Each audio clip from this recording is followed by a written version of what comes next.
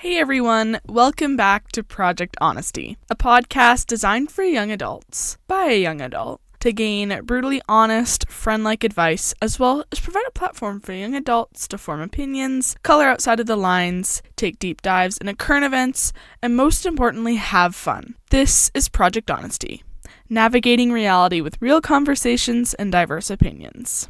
Hey, I'm so happy you all are here to join me again for another episode of Project Honesty. I recently just came back from Mexico, so when last week's episode was posted, I was actually not here. But you guys still got an episode because I wanted you guys to have an episode. That was kind of, the last two episodes were kind of intertwined with each other, and they were feminism and issues in healthcare, and now we're going to talk about something new today, which I have mixed feelings talking about this topic today. What is today's topic? Well, we're going to be talking about what it was like being a teen during COVID. To start off, why do I not want to talk about this? Well, we aren't in a pandemic anymore, and I feel like it's healthy if we move away from that experience rather than dwell on it and grow from the things that we learned during the pandemic. And I also don't like reflecting on that time in my life, because at that time, I had a lot of internal struggles and things going on, and my mental health was poor entering COVID, so COVID made it worse. And so it's a very hard time in my life that is not enjoyable to think about or reflect on. Why are we talking about this? Why is it important to talk about this? COVID affected all of us, collectively and individually, and in many different ways, and we have shared experiences through COVID, but we also have individual experiences through COVID. And I think that it's okay to have conversations around that. I also wanted to talk about the impacts that COVID had on the development of youth and analyzing how COVID factored into mental health issues during the pandemic, but also after the pandemic, and also get into some personal experiences I had through the pandemic.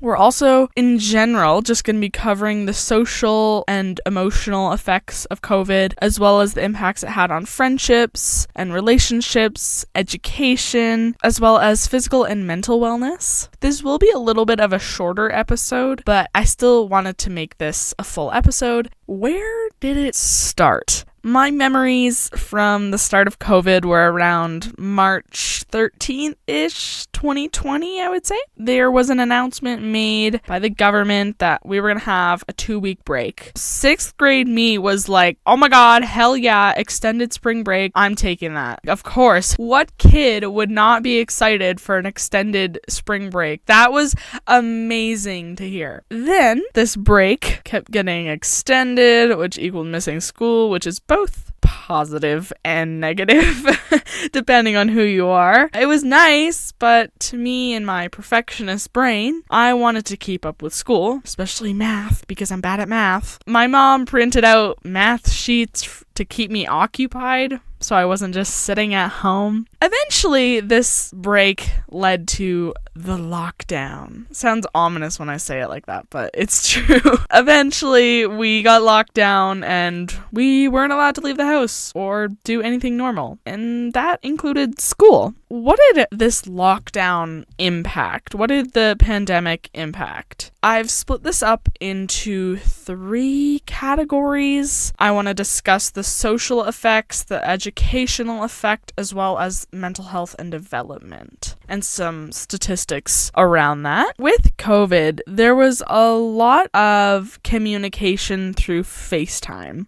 because there was that inability to connect with your friends and your family face to face. From a kid's perspective, you couldn't play or hang out or do anything not technology related, so a lot of the communication you had during the pandemic was screen-based. Couldn't see other family besides the ones that were in your livable cohort. This had had a negative impact on some people because typically you're able to like get a break from your family. You're able to get out of the house, go hang out with your friends, go see other family that you don't see very often. But during COVID, you couldn't do that. You were trapped with your parents or your guardians, whoever you live with. And so it could be, depending on who you are, that could have been a good or a bad bonding experience. I know that my family had our times where we were completely sick of each other. And that's okay because we don't have to be with each other all the time.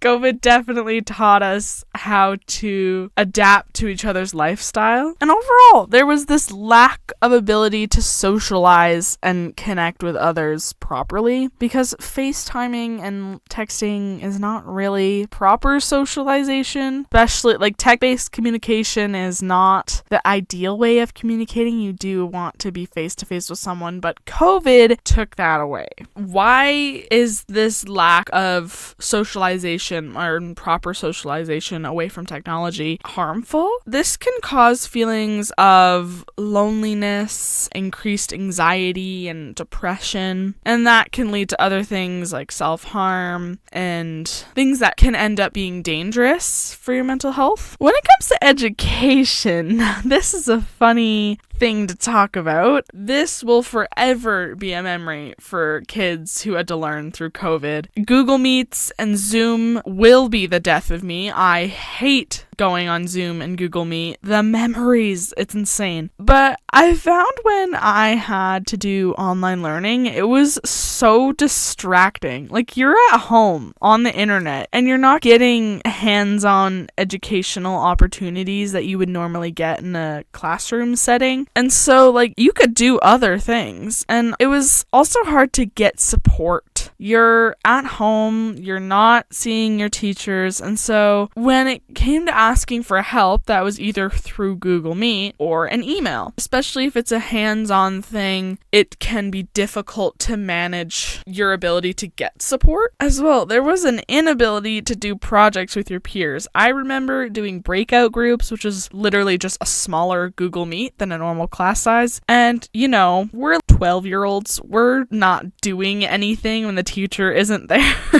So we would sit and do nothing pretty much, which isn't learning, but it is definitely a shared experience of many who learned online. Another thing with online learning is the cheating and the lack of learning. If you're sitting on your computer on a Google Meet with the ability to access the internet, Google is right there. So why would I actually do anything if I'm just gonna Google it later on? And that's definitely, when speaking to my friends and thinking about a personal experience, that was definitely very enticing to use Google, and we've all used it during online learning. And if you're not admitting that to yourself right now, then do that later. A favorite personal experience of mine with this online learning, I hated going to class. It almost felt pointless to wake up at 7 o'clock in the morning just to go on my computer. And so one time I was cleaning the kitchen out of pure boredom and I wasn't paying attention to my class because it was PE or something. I don't know why I would have paid attention to that. And I got called on by my teacher. And so I used the infamous excuse of, my Wi-Fi was bad. With COVID and online learning, it was so easy to get out of anything just by blaming it on your Wi-Fi. I remember my friends would text me and be like, hey, I'm not coming to class. And it's not because I'm sick or anything. It's just because I don't want to go. So I'm going to blame it on Wi-Fi. Wow, we are geniuses. That's incredible. But overall, just learning online kind of felt pointless. Like, I can't recall anything I actually learned online and retained because I don't remember. I was at home.